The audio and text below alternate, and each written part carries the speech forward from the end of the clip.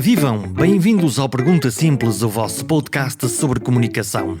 Este é o episódio número 73. O Pergunta Simples está disponível em todas as redes mundiais, como a Apple, a Spotify, ou Google ou qualquer outra que prefiram. Pode ouvir e partilhar em qualquer lugar. Exceto provavelmente na Rússia, onde os canais de distribuição de informação global estão a ser progressiva, mas rapidamente desligados. E sempre que se cortam canais, isso é, em si mesmo, um péssimo sinal para a comunicação.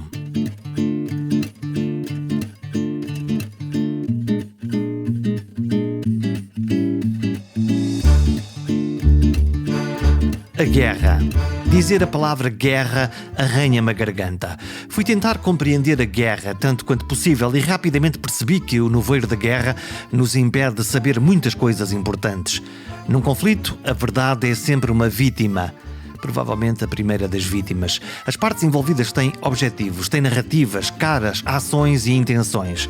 A informação, contra-informação e a propaganda são armas usadas deliberadamente na contenda.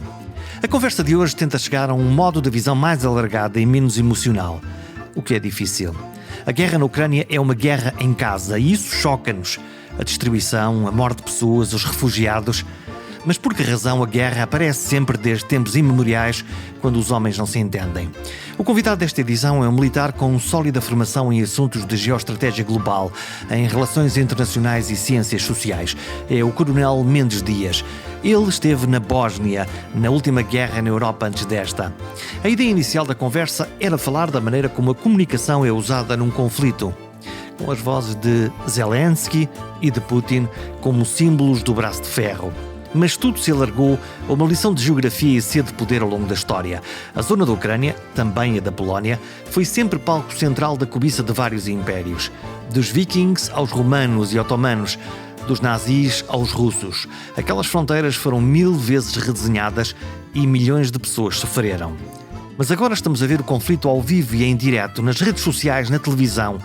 E por isso a pergunta que mais me inquieta é como explicamos a guerra às nossas crianças, logo agora que lhes tínhamos prometido paz, educação, prosperidade e felicidade. Explica-se ou não se explica como qualquer guerra. A desvantagem aqui talvez, devido até aos sistemas educativos, temos sistemas educativos deste ponto de vista menos robustos, um pouco de encontro aos nossos valores, evitando violências, e de repente temos um fenómeno violento que nos enche a casa de imagem, de som, e de pequenos colegas russos, ucranianos, mães e pais russos e ucranianos. Esta é, dada, digamos assim, este fenómeno de interdependência e de migração e de movimento global, e é mais difícil porque antes estávamos fechados. Como se explica, eu julgo que se deve evitar, até porque, de acordo com alguns, não sabem bem as razões, há outros que têm outro tipo de razões, e sempre dizer, no fundo, que estes fenómenos violentos é de evitar, mas nunca comprometer também o lado mais forte do ser humano. Isto é, na minha opinião, e peço desculpa, mas vou ser provocativo, nós pertencemos ao reino Animalia, não pertencemos ao reino Plantae ou ao reino Fungi.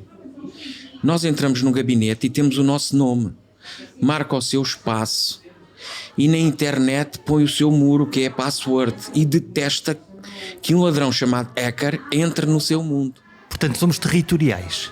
Somos ainda muito territoriais, ainda e seremos sempre, é antropológico, e as hierarquias de poder estão no nosso cérebro desde os tempos das lagostas, desde há 350 milhões de anos.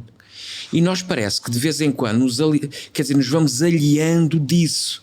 Queremos transformar-nos, ou pelo menos não conviver com outros que ainda têm mais isto entrincheirado. Mas nós verdadeiramente pertencemos a esse reino. E o reino é um animal, e com muito gosto, porque eu não quero pertencer ao reino planta, é ao reino fungi. Eu só tenho que perceber e entender o reino animalia a que pertenço. E os sistemas educativos, do meu ponto de vista, têm estado a fragilizar esta situação. Eu por isso eu digo sempre ao meu filho, etc.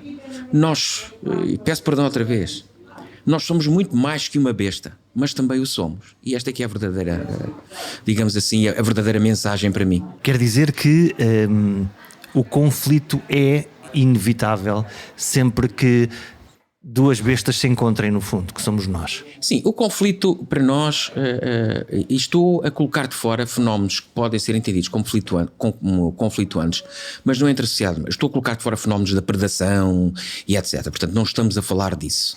Isso quase que diria respeito ao nível número 1 da pirâmide de Maslow, não é? E portanto não é disto que estamos a falar. O conflito convive connosco todos os dias. Repare bem, não há ser mais mau no mundo que uma criança para outra criança. A crueldade? A crueldade. Repare bem que a criança goza com outra criança porque aquela é gorda. Goza com a outra porque tem os dentes um bocadinho sujos da saliva que é ácida. E os pais até competem, não pelo que a criança sabe, mas pelo valor que a professora lhe dá. Portanto, Pedro, quanto é que tiveste na prova? 15. O quê? A Joana teve 16 e tu tiveste 15. E não tem nada, não há correspondência nenhuma àquilo que o Pedro sabe ou que a Joana sabe. A preocupação é esta. E porquê é que nós nos aliamos disto tudo? Porque pertencemos ao reino animal. Como é que o militar vê esta guerra que estamos todos os dias a ver e a sentir entre a Rússia e a Ucrânia? Eu não sei como é que, digamos assim, o militar em geral vê. Como é que o militar, pessoalmente, Carlos Mendes Dias... Eu vou explicar. A primeira dimensão é o seguinte: os militares não nascem por geração espontânea. Eles nascem dos povos, pertencem aos povos e no final regressam à terra que acolhe os povos. E o que é que faz com que dentro de um povo emerjam umas pessoas a quem chamamos militares? Exatamente. O que é que isso, em teses, dá preparação diferente, quer do ponto de vista psicológico, quer do ponto de vista físico, e saber mexer com instrumentos que outro indivíduo qualquer pode aprender, com facas, com armas, etc. Mas no fundo, porque pertencemos ao reino animalia, é para sustentar estados de situação, eu diria, mais pacíficas. A questão das guerras ou de qualquer elemento de violência é não concordarmos com determinada paz que existe hoje. Fazemos a guerra para obter uma paz diferente que a que temos a anterior. Para criar um novo status quo, um novo ponto de equilíbrio. Exatamente, e é por isso que há sempre a lógica do custo-benefício. E dizer também que a guerra não pertence aos militares. São os militares que a fazem, mas a guerra é um fenómeno político. Na essência, puramente político. São os políticos que decidem o que é que vão de fazer, os políticos enquanto, no fundo, representantes de um povo. A guerra é um facto político. Traduz interesses de natureza pública, coletiva, política. A guerra traça-se nos meandros da política. E às vezes as pessoas parecem não entender isto. E mesmo que o políticos seja um militar, ele está na função política, tal como pode estar um engenheiro, um agricultor. Um líder militar é intrinsecamente um político? Não, não é. Não é? Não é. Não é. Nem um político é intrinsecamente um líder militar. Não é. Então e como é que funciona esse choque entre esses dois mundos? Raramente funciona. Repare que raramente funciona desde há muitos séculos, porque o modus operandi e a forma de pensar do comum dos militares é direta, mais objetiva, e às vezes não tem sensibilidade para determinado tipo de coisas. E eu estou a falar da política com nobreza, estou a colocar de fora aquilo que podemos chamar a politiquice. A política é um fenómeno nobre. Ela trata de ver a polis como sujeito e as sociedades como sujeito e fazê-las viver o melhor possível. Se isto não acontecer, é a falha da política no seu extremo. Enquanto ato de escolha de uma comunidade. É um falhanço completo. Nós às vezes não nos damos conta disso. O que acontece muitas vezes é que as políticas internas, se não todas as vezes, condicionam muito as políticas externas. Porquê? Porque, repare bem, nas democracias, né, os povos votam. Embora para mim votar perceba a importância, é excepcional importante, mas se nós formos pensar e retorcermos um bocadinho o nosso pensamento, até se, não sei, chega a ser quase irracional. Às vezes penso, eu próprio, não é? Voto, às vezes, voto em quem? Com quê e para quê? Eu nem conheço, quer dizer, depois voto, repare nas legislativas, voto num partido. Enfim, na figura própria, não é obrigatoriamente primeiro-ministro, mas geralmente é.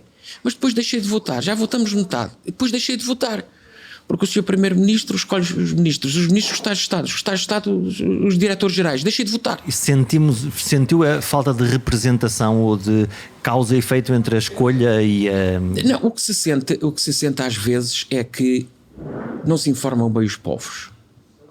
Porque para mim, eu vejo a guerra, eu vejo esta guerra, que é uma coisa relativamente, enfim, absurda, com imagens violentas como todas as guerras. Eu recordo no Afeganistão, os senhores da Aliança do Norte atavam os prisioneiros às lagartas dos carros de combate e passeavam com eles no meio da praça. Para os humilhar?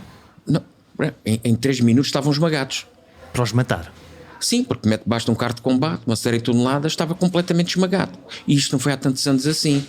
As pessoas é que têm memória. Só que neste caso nós estamos a ver, ou pelo menos julgamos que estamos a ver quase em direto, em tempo real, nas redes sociais, isso que está a acontecer no terreno. Sim, e é por isso que é importante a comunicação. E também, e por conseguinte, eu tenho procurado nas minhas intervenções ser, digamos assim, não fazer grandes juízos de valor, embora tenha a minha opinião pessoal, mas tentar explicar à luz das pessoas, não propriamente do militar, neste caso de um militar que viveu a Guerra da Bósnia em 94 e que tem formação na área da geopolítica e enfim, e que pesa ali um bocadinho. Quer dizer, eu estou a ver a guerra como o fazer enrugar outra vez a pele da Península Europeia. Porque se nós repararmos bem, todos estes... Basta ver um filmezinho no YouTube. Às vezes até dizemos Bandung traçou as fronteiras em África. Não teve atenção a determinadas coisas. E quando eu pergunto, mas quantas vezes mudaram as fronteiras em África e quantas mudaram na Europa? E as pessoas vão ver, pois é, a Europa fartou-se de mudar. Muito mais que em África. Claro que há um conjunto de razões, mas a priori isto causa logo estranheza. Mas porquê? Se repararmos bem, a grande planície europeia corre desde o norte de França, certo? Apanha aqueles países todos, passa na Polónia e a Ucrânia, e depois estende-se até ao Cazaquistão e vai passar entre os Montes Urais e o Mar Cáspio. Este corredor, porque a sul tem o sistema carpático, tem os Cárpatos, a norte tem os mares gelados. E portanto é imobilidade. E isto é histórico. Repare que é Napoleão, para não falarmos de antes, Napoleão passa por ali, Hitler passa por ali, para cá veio Stalin, sempre pelos mesmos locais. Hitler invade a Polónia, depois Stalin entra por aí também. Porque exatamente, são corredores de mobilidade. E a Polónia tem infelicidade, eu vou chamar assim, posicional, de estar ali, e é por isso que qualquer coisa naquela área, a Polónia pede logo auxílio à aliança à qual pertence. E bem, desse ponto de vista, porque as alianças fazem parte do potencial estratégico. Porque está literalmente sempre na zona de fricção entre blocos.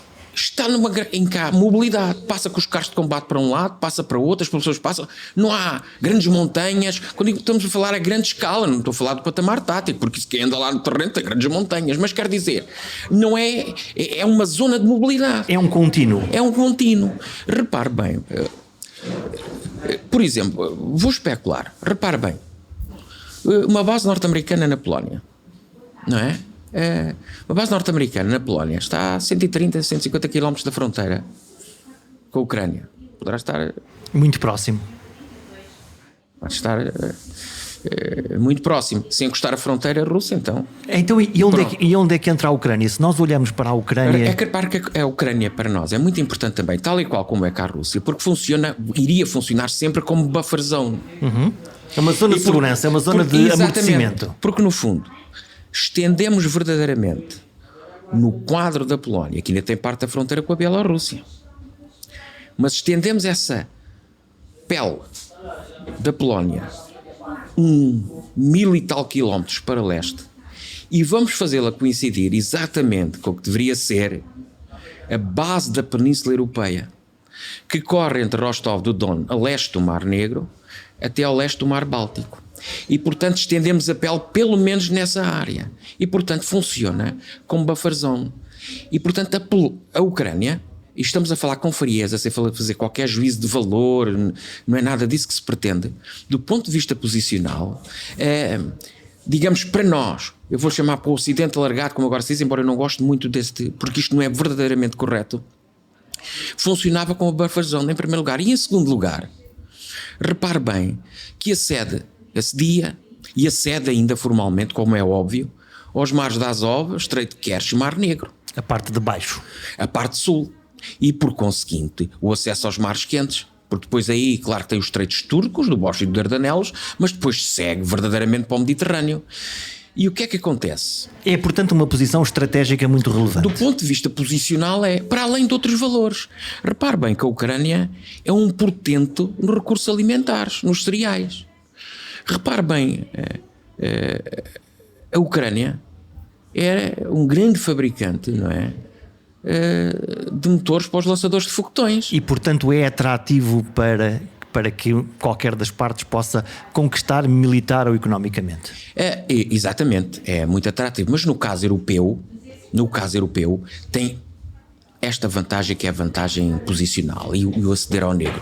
E por se é o caso europeu, também tem muito interesse para os Estados Unidos, porque os Estados Unidos está na Europa formalmente, do ponto de vista da dimensão militar, através da NATO. E isto é que também é muito relevante, porque os Estados Unidos funciona sempre, desde que haja uma potência grande no quadro da Eurásia, Europa mais Ásia, como contrapoder. A própria Europa vai buscar recursos, sobretudo à parte norte-americana, e não podemos excluir o Canadá, como é óbvio. E é por isso que eu acho que é um pouco de retórica, porque desde há 70 anos esta parte, nunca houve tão poucos militares norte-americanos no sistema. Como é que se diz que se esteve a reforçar e não sei o quê? As preocupações com a Crimeia são lançadas muito recentemente, em 2014, como sabe, com o engrossar da NRF e depois com esta força de prontidão a 7 dias. E é neste quadro, nas Assurance Measures e nas Adaptation Measures, particularmente da primeira, que até lançamos tropa portuguesa, digamos assim, para nos comprometermos, passo o plenário, para fazer parte que assumimos. Mas quer dizer, no final, o que é que se está a pensar? E porquê é que queremos fazer isso? Porque de facto temos do outro lado o urso e o queremos manter enjaulado. E ainda bem, isso significa o reconhecimento para nós de um perigo que lá estava. Independentemente de se ter prometido quando houve a reunificação alemã, e isso é um facto, é histórico. Pode-se ler na biografia de Gorbachev, que foi prémio Pulitzer, por exemplo. As promessas que a NATO não se estendia, etc. E isso aconteceu. Então esta guerra da Ucrânia foi uma forma, ou está a ser uma forma da Rússia estender está em absoluto no fundo a sua zona de proteção?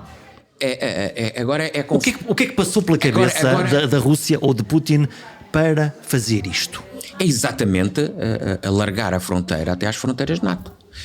A Ucrânia para além das componentes históricas, é fundamental, porque naquela planície que se estiver ali a NATO, que por acaso nunca estaria a tão breve trecho, porque a Ucrânia nunca teria, aliás, iria causar dissensões, eu vou-lhe chamar assim, é de facto uma desculpa, mas... É um pretexto.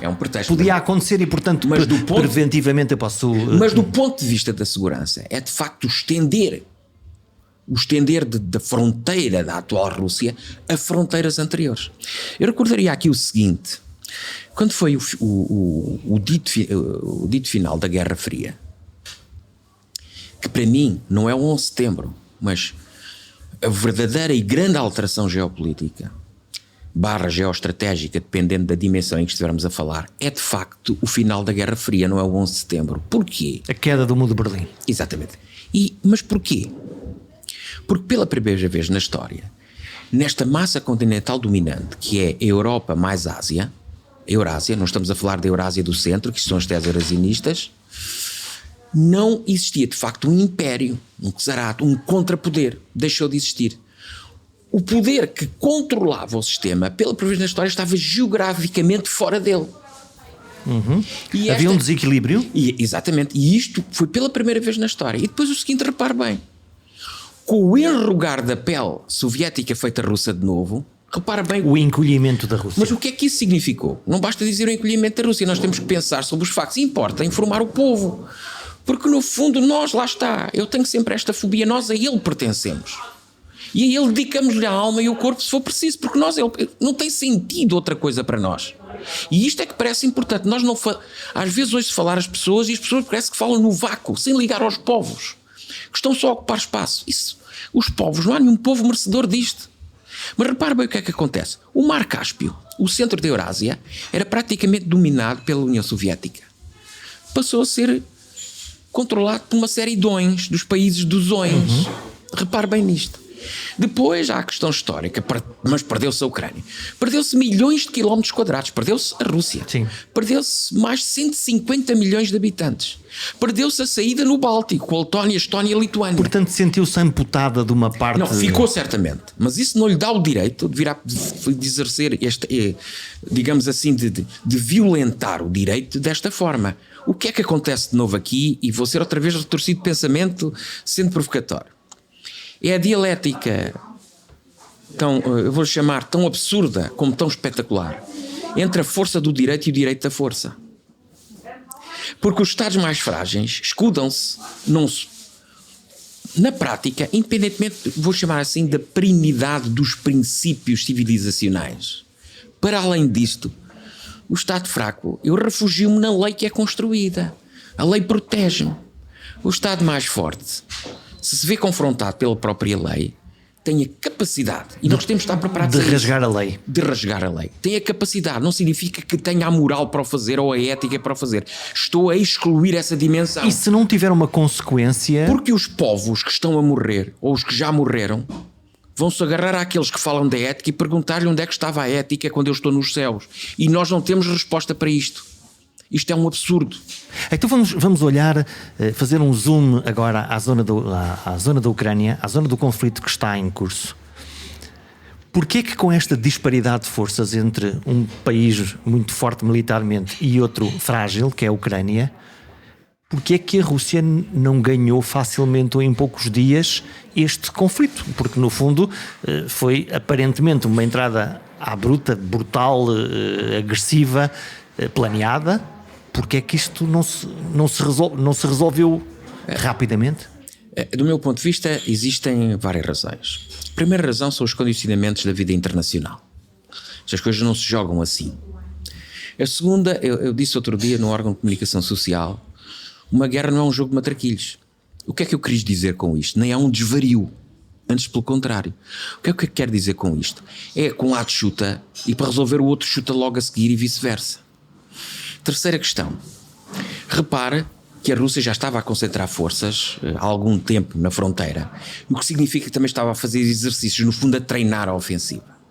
Do outro lado... Já pensando nisso? Sim, há muito tempo, quer dizer, desde 2008. Então, e o que é que fez? Desde 2008, o que é que nós fizemos? Andámos a dormir ao fazer de conta que dormíamos. Porque repare, mesmo na Geórgia, quando a Rússia fica com a Abcásia, ou a Ossétia do Sul, mas particularmente a Abcásia para os mares quentes e a Ossétia do Sul para passar para lá do Cáucaso, a Abcásia dá para o mar. A partir daí podemos tentar cortar um bocadinho a liberdade da ação, particularmente da aliança nessa zona. Tudo começa em 2008. Ninguém ligou muito bem, julgo eu. Então, e a inteligência? Julgo eu. Ninguém ligou muito bem. Quando digo ninguém, os próprios poderes instalados. Não sei se ligaram, se não, mas quer dizer, os factos são estes. Já há alguns anos que o próprio presidente russo se mostrava preocupado e publicamente pela incapacidade da Rússia, por exemplo, em manter paridade estratégica e nuclear com o outro lado. O equilíbrio, portanto. E é por causa disso que é colocado em marcha vários planos de armamento, etc. E um deles tem a ver com a remodernização, digamos assim, do nuclear. E no final de 2021, se tivéssemos estado atentos, o próprio ministro da Defesa russo disse que o arsenal nuclear, a tríade nuclear, terra, mar e ar, os vetores de lançamento, digamos assim, estava modernizada em 89%. E Vladimir Putin continuava com essas preocupações.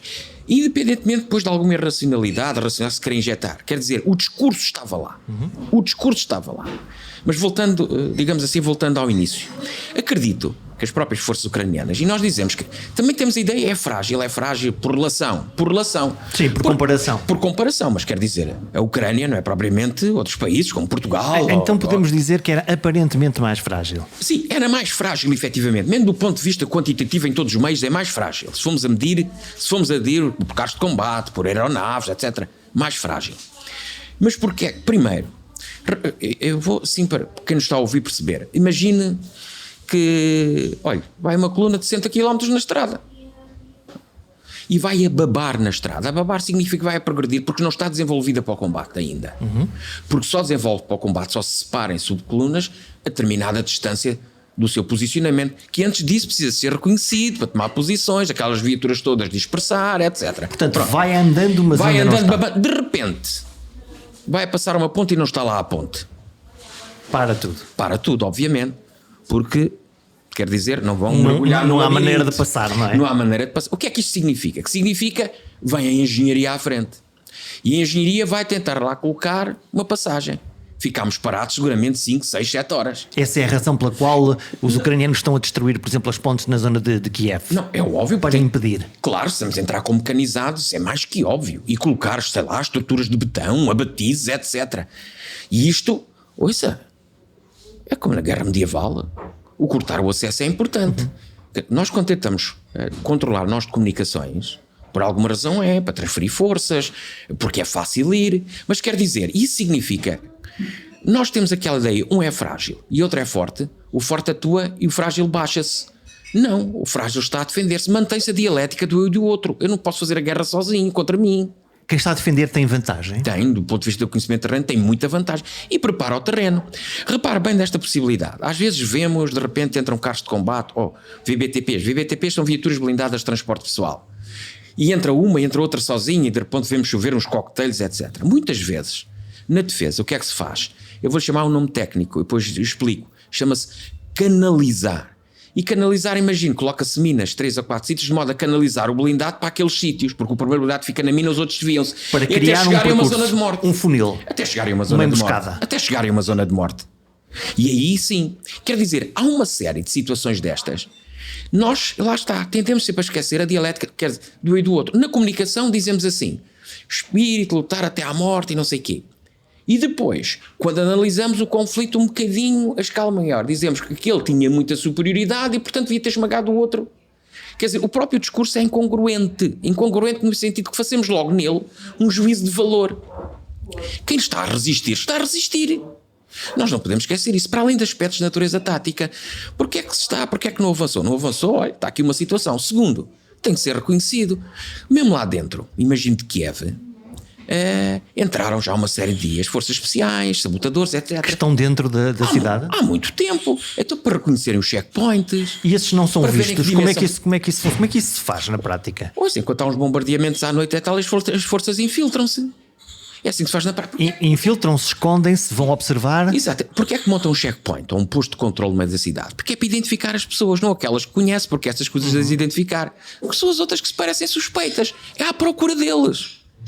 E essas pessoas, essas pessoas vão memorizando, fogem e vão memorizando onde eles estão. E passam essa informação, obviamente. Estas coisas não é assim. Não é. E depois, repare bem, na zona de Kiev, não está o cerco, ainda há algum tempo, completamente. É preciso manter as linhas de comunicações. E ainda falta a ligação ao Nordeste. O que é que são as linhas de comunicação? As linhas de comunicações, por exemplo, que permite o abastecimento logístico de trás para a frente. Que deve ser uma dor de cabeça gigantesca numa operação destas, não é? Porque numa operação destas... Estamos a falar de combustível, comida, de que é que estamos a falar? Estamos a falar de combustível, água, comida, arame farpado, munições, taxas autorizadas por dia.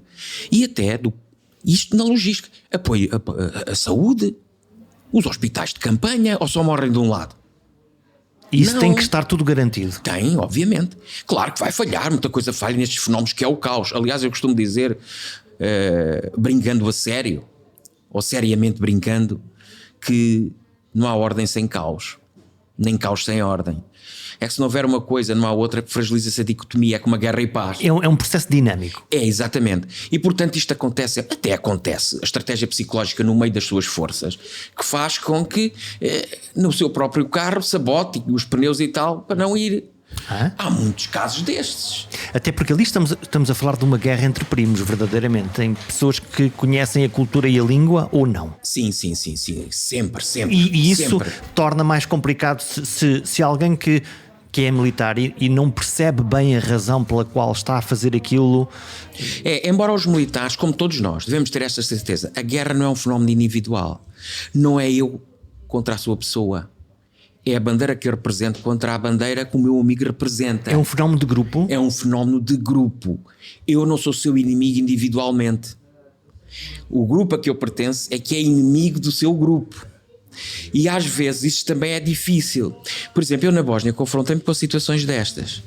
Uma vez, como sabe, a lógica da observação militar com a qual eu estive é uma lógica isolada. Para quem não se lembra, Portugal fez parte das forças de paz no pós-conflito. Exatamente, portanto, estamos na Bósnia em 1994 e já estava com a Força de Proteção das Nações Unidas no terreno. Era uma missão de manutenção de paz. As pessoas certamente lembram-se, os oficiais militares presos a uns postes e coisa assim. E portanto eu estive nessa missão. E na altura conheci uma mãe e pai, não é? O casal, e tinha 4 filhos. A mãe estava a maior parte do tempo por casa, nas suas atividades domésticas. O pai era médico cirurgião com um filho, combatia por uma facção. E os outros filhos combatiam ambos por fações diferentes. Raramente estavam em casa e reuniam-se. Por acaso a pessoa os apanha uma vez todos a comer em casa. E depois quando se iam embora, cada um ia combater na sua facção. Isso é quase esquizofrénico. Isto é uma situação muito difícil do ponto de vista particular, não é?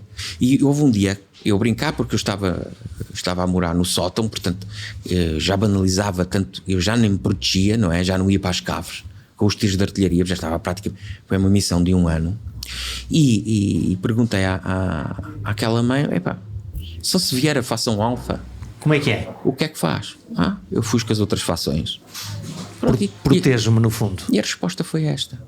E portanto, estes fenómenos, então Ucrânia quer dizer fronteira, é Ucraína. É o que quer dizer. E de facto aquela zona é uma zona comum e cujo passado histórico é reclamado pela Rússia, pela Ucrânia e pela Bielorrússia. Curiosamente, se reparar bem, há uma série espetacular que todos nós desconhecemos, ou eu, que são os Vikings, e que traduz, porque aqui o primeiro homem a tentar unir aquelas tribos eslavas é Oleg o Viking. E que falhou redondamente, como se vê, não é? E falha redondamente, em primeiro lugar, mas é o primeiro a tentar, corrompendo os próprios vikings. E é curioso que um dos conselheiros, com motivos muito particulares, de Oleg, é um dos filhos de Ragnar Lothbrok, um herói viking. E pronto, e depois vem por aí abaixo. E estas situações, claro que depois se revestem de muita importância do ponto de vista pessoal, mas do ponto de vista coletivo nós temos que separar essa ideia, porque senão se torna-se impossível, é quase sofredor. E há outros fenómenos já agora que são terríveis. Terríveis porque as pessoas às vezes não se apercebem. Repare bem, eu coloco uns morteiros, posso fazer tiro ao pé de um hospital e faço tiro para si. O senhor tem artilharia, passado 2 minutos localiza, faz tiro para mim. Mas como eu estava ao pé do hospital, cai metade do hospital. O que o senhor que é da televisão vai ver é o hospital a cair. Lembra-se, por exemplo, quando foi do ataque ao mercado de Sarajevo, que foi pelas forças sérvias e tal. Chegou-se à conclusão, foi um fratricídio. Foi a própria força muçulmana que fez aquilo e para a comunicação social relatar que teriam sido as forças sérvias. Isto foi confirmado pelos observadores militares à altura. Então, se nós formos aqui para o dia de hoje, esta madrugada, uma central nuclear, a maior central nuclear da Europa e da Ucrânia, por maioria de razão, foi ocupada, foi atacada em primeiro lugar pelas forças russas. Há uma força ucraniana que defende e subitamente nós estamos todos arrepiados. Eu fiquei arrepiado com a ideia de que há um incêndio numa central nuclear e sabe Deus o que é que vai acontecer. E aquilo foi usado, quer para um lado, quer pelo outro, para fazer propaganda. No fundo, nós ouvimos os ucranianos dizer e os russos estão a tirar morteiros para aqui e a radioatividade está a subir, e de facto não estava. E agora do outro lado os russos dizer não, nem fomos nós que atacamos. Quem atacou foi uma força da Ucrânia que tentou sabotar aquilo para parecer que aquilo era um ataque à central nuclear. E o cidadão, digo, acredita em quê? Acredita em quem? Eu acho que o cidadão tem que acreditar que aquela central nuclear era importantíssima para a eletricidade da cidade de Kherson e depois para a Península da Crimeia. Isto é a única coisa que o cidadão acredita. Portanto, e que é um objetivo militar. E, portanto, pertencia à Ucrânia. Isto é factual. Também é factual, quer seja os ucranianos a defenderem, quer seja os russos a atacar, que é um objetivo. O mal não está em ser um objetivo, independentemente de se considerar que seja ou não. Os objetivos não são escolhidos por isso. E nós temos que pesar, quando falamos às pessoas, não é por ser central nuclear, que é logo um objetivo. Ou por ser central nuclear, que nunca deve ser um objetivo. Colocar as coisas desse ponto de vista é colocar a situação nos extremos e as pessoas não saberem o que pensar. Então, do ponto de vista militar, onde é que entra o risco? O risco e o benefício? Já vamos, onde é que está o problema? É um objetivo militar, porque corta a eletricidade àquela zona toda e corta o acesso à Crimeia e coloca as pessoas numa situação terrível. A questão aqui, e isto é feito para todos os objetivos, e é preciso dizer aos povos, é que sendo um objetivo, a seguir, ouça, até há sistemas automáticos que o fazem de acordo com matrizes que são programadas nesses sistemas automáticos. É escolher a melhor combinação arma-munição para o atacar. E, portanto, a forma como fazemos é que é merecedora de forte juízo de valor. Portanto, é preciso jeito para fazer. Repare, em 2014... Por mais cínico que possa parecer esta declaração. Mas não é, digamos, em 2014, não é? Os chamados homenzinhos à altura, não sei, tentaram, de outra forma. Tentaram com 40 ou 50 pessoas. A polícia ucraniana é que deu pela coisa e como é que eu ia dizer, em linguagem normal, não deixou acontecer e tomou conta da ocorrência. E nesta altura não sabemos bem quem fez. Olha, eu vou-lhe dizer para mim, quer dizer, não me interessa muito quem fez. O que sei é que aquilo para mim seria sempre um objetivo, e o que sei é que teria que escolher a melhor arma, munição, para não causar um desastre. Isso é o que eu sei. E desse ponto de vista seria muito arriscado. Também sei hoje, pelas informações que temos, que o incêndio era numa instalação de treino, não propriamente na zona dos reatores. Portanto, era um acidente muito... E se formos até racionais, ninguém está a pensar que eu vou mandar para lá uma bomba de 500 kg para pôr 6 reatores a explodir, enfim, numa reação em cadeia interminável. Porque isso vem de volta e o objetivo deixa de fazer sentido, não é? Exatamente. O que é que eu ganhava com isso? Onde é que está o custo-benefício disso? Era impossível. Portanto, era um processo irracional. Era. Ou aconteceria por erro, ou então era um processo completamente irracional. Sim, e mesmo o erro, que há sempre possibilidade de acontecer, teria que ser muito mitigado. Muito mitigado. Repare bem que é estranho. Aparece um incêndio, etc. E depois, quer dizer, não há aumentos de níveis de radiação, pelo menos é o que diz a agência internacional. E que as pessoas que estão na central nuclear comunicam oficialmente à agência internacional. Aliás, é que são monitorizados diariamente, mais que uma vez. Podemos ver na net essa comunicação. E portanto, nós temos que ter cuidado. Há outra imagem, por exemplo, as pessoas focam só na central nuclear, mas há outra imagem que importa a nós. Muitas vezes, o que é que aparece?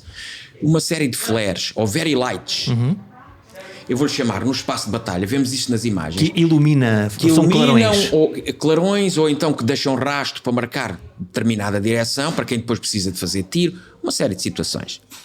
E depois caem junto a viaturas blindadas ou carros de combate. E o que é que aparece muitas vezes nas imagens? Mísseis lançados a partir de... Quem é que acredita que dezenas de mísseis lançados chegam ao chão e não fazem mais nada? Sim. Como é que não se explica isto aos povos? Sim, um míssil vai destruir alguma coisa. E explode. Não chega ao chão e fica com um fuminho. Porquê é que não se explica isto aos povos? Mas isso choca-nos, a mim choca-me. E a mim também me choca. E a todos. E a todos devia chocar. Eu assisti, no fenómeno que já falámos, como nós assistimos aos filmes no Oeste, por exemplo, pessoas refugiarem-se na igreja, porque na igreja ninguém lhe toca, e a seguir tiveram que tocar. E destruir a igreja. Assisti na Bósnia, helicópteros militares a pintaram-nos com a cruz vermelha, branco e de cruz vermelha. Para fingir que... Para fingir que eram da Cruz Vermelha Internacional e, portanto, há um caveado que não se atacam a esses meios. É claro que Os helicópteros passaram só uma vez, depois à segunda, o oponente, que já tinha dado conta à primeira vez, fez tiro sobre eles e eles regressaram à base. No outro dia já estavam verdes outra vez. Mas isso cria um problema de confiança, no fundo, é de ilusão por um lado e por outro lado de confiança, de quebra da regra mínima. É da ilusão, porque a seguir nós passamos na comunicação social que andávamos a fazer tiro sobre um helicóptero da Cruz Vermelha Internacional e portanto somos uns criminosos, uns bandidos. Vamos falar disso, vamos falar da comunicação, a retórica muito desenvolvida e cada vez mais e sempre ouvir de um lado e do outro, por um lado a Rússia dizer nós vamos fazer isto até ao fim e cuidado que nós temos armas nucleares. E eu quando ouço o ministro Lavrov, ministro dos Negócios Estrangeiros da Rússia dizer isto, eu pensei, uou, o que é que ele nos quer dizer? Quer nos intimidar? Está a falar a sério? Não, eu acredito que, claro que tem armas nucleares. Sim. Nós, o que induzimos daí é a força da expressão. Aquela mensagem é para nós, para a sociedade civil? Não. Não é para a sociedade civil nem para a sociedade militar. É para a sociedade internacional que está a injetar armamento e a pronunciar-se contra e a tentar esgotar o urso. E tem essas afirmações que eu diria quase irracionais, mas é de uma irracionalidade racional. Isto é, eu expliquei já outra vez que isso corresponde à primeira desmaterialização da estratégia. Isto é, abanar com meios que não são para ser usados. E estou a falar de meios táticos, não estou a pensar de meios estratégicos, porque se for meio estratégico, não é? Lança-se um míssil intercontinental da Rússia e em 20 minutos está na Grã-Bretanha. O que é estúpido. E está a ver, essa é a palavra que eu não queria utilizar. Quer dizer, é estúpido e não me parece ter nenhum ganho de causa, não é? Não, portanto, isso é racional. O que se estará a pensar na arma nuclear tática também não vai ter ganho de causa. A arma nuclear tática é que tem menor alcance e só para ser utilizado no espaço de batalha da Ucrânia. Mas também não tem ganho de causa, porque ou o senhor mata toda a gente para conviver naquele espaço, ou então passam os próximos 200 anos à guerra. Porque sim, aquelas pessoas ficam com tanto asco assim, tanto ódio, morre tanta gente, que isso é impossível. Repare bem, uma ogiva nuclear, vamos passar para o caso russo, em condições normais tem 300 a 500 quilotoneladas. Mesmo uma ogiva de 300 quilotoneladas, o equivalente TNT, é capaz de fazer o quê? Arrasa Londres. Portanto, portanto, eu julgo que está tudo dito. É um absurdo de força. Aliás, repare bem, se viermos a Hiroshima e o lançamento de 44, que é uma arma de fissão, portanto, aquilo é, para termos uma comparação, aquilo tem quantas quilotoneladas ou não se consegue fazer assim? Consegue-se, eu é que não tenho presente quantas quilotoneladas, mas aquilo é uma arma nuclear, uma arma de fissão. Isto é, nós cindimos o núcleo liberta energia, quer dizer, com uma pequena porção de matéria, como urânio enriquecido, com uma pequenina porção libertamos um enorme volume de energia. Sim, há uma reação em cadeia. Exatamente. E vemos aquele cogumelo que vemos na e portanto nós com pouca matéria, muita destruição. E destruição é tanta e tanta a mais que chegou-se à conclusão, esperem lá, quer dizer, estamos a gastar uma arma com este poderio só para eliminar isto, acaba por não ter sentido. Iniciou-se não só a fusão, começa pela cisão e depois a fusão do núcleo. Primeiro é uma reação que tem que ter a cisão, que é para atingirmos a temperatura, para depois se fazer a fusão do núcleo, e depois não, temos que tornar isto mais pequeno, mais leve, porque as outras eram pesadas, mais portátil, mais portáteis, se quiser dizer assim. Mas nós fizemos tal como outras coisas. E portanto, e há de um lado e do outro. Obviamente é que as duas grandes potências são a Rússia e os Estados Unidos. O resto for assim, nem há expressão por comparação. Aos franceses, aos ingleses também, mas sim, coisas muito limitadas. E repara, é o poder nuclear. Mas quer dizer, ele existe em tese para não ser utilizado.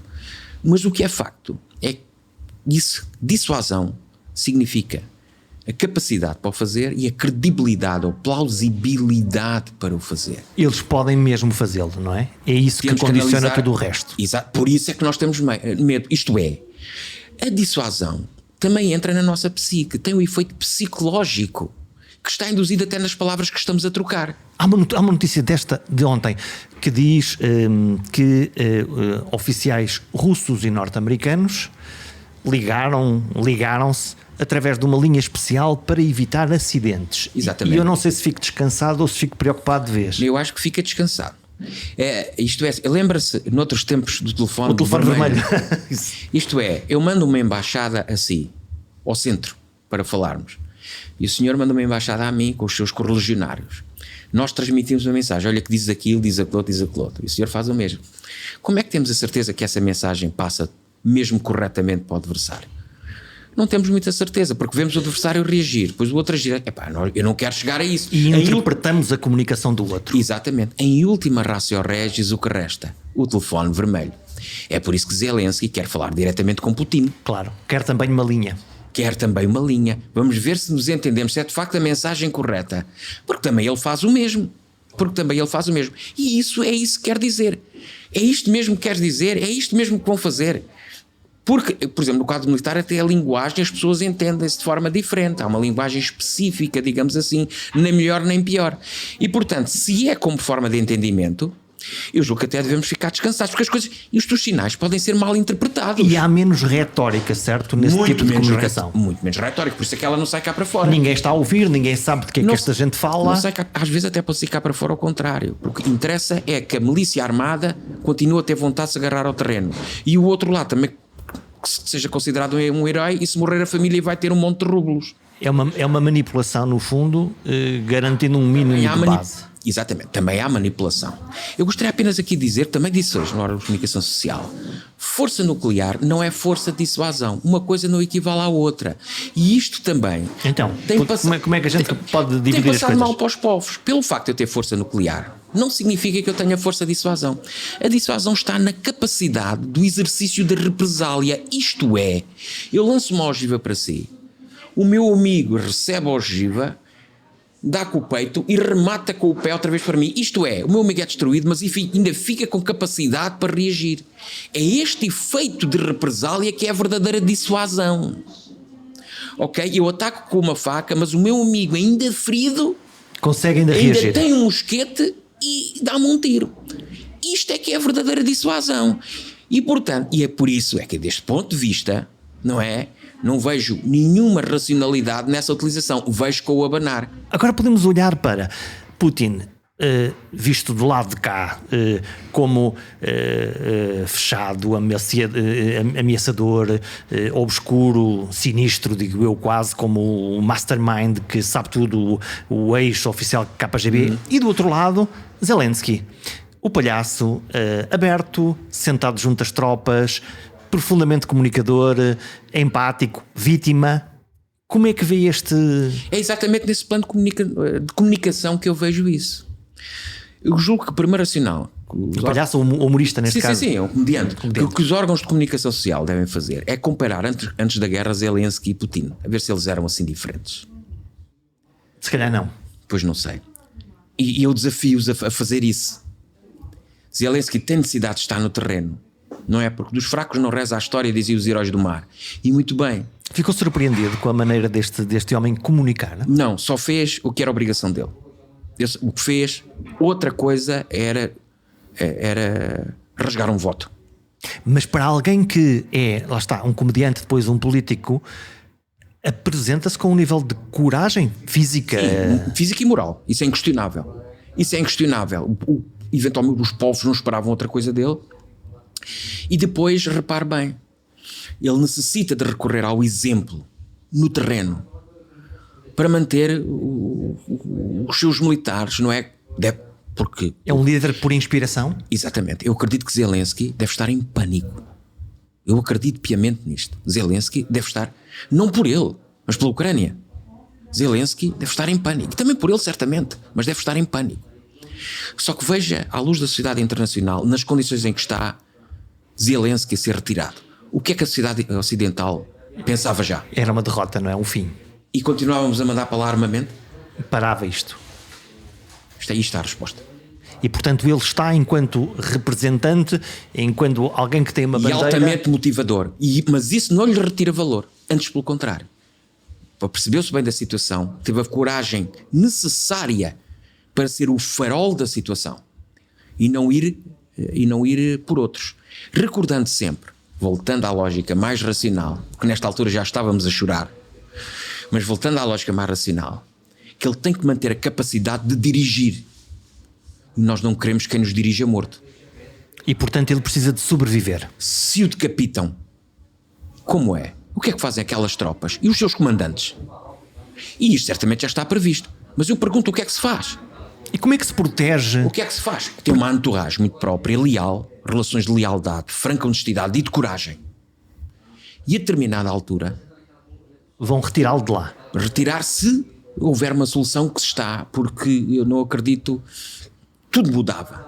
Se tivéssemos mesmo aflitos, e nesta altura Zelensky retirar, ele já não tinha ninguém. Retirar de Kiev, eu imagino que ele esteja em Kiev, Sim, imaginamos sim. todos Quer que dizer, esteja em e Kiev. depois não ter ninguém para quem dirigir. Dirigir no vácuo era uma vergonha incomensurável. Olha, se fosse eu fazia Harakiri.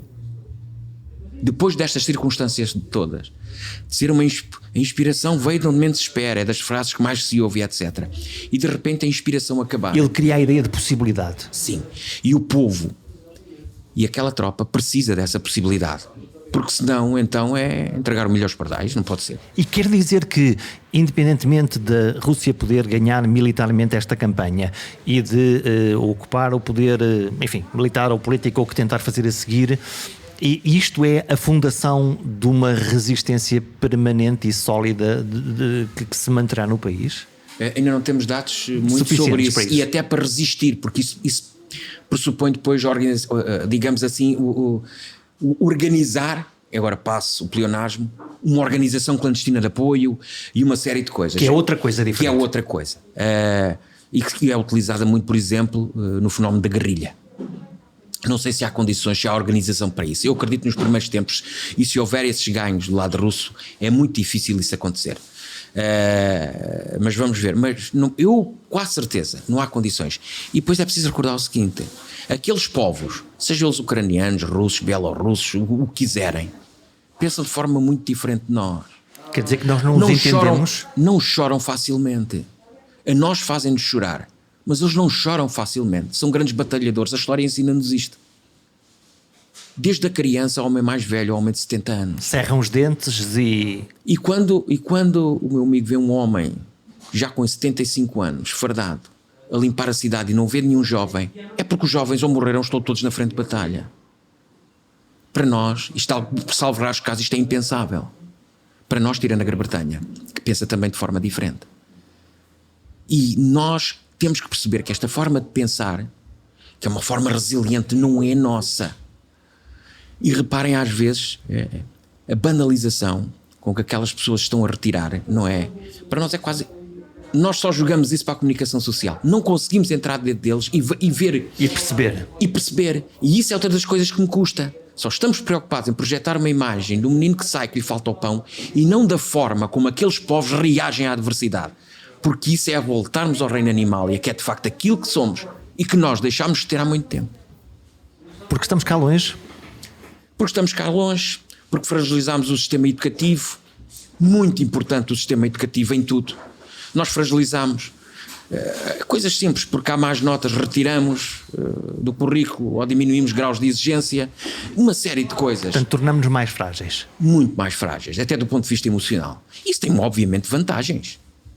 Mas em situações destas, é claramente uma desvantagem. Mas é curioso, esteve na Bósnia e os portugueses foram bem-vindos, apesar de serem uma força militar, apesar disso, foram bem-vindos pelos povos. Será por isso também?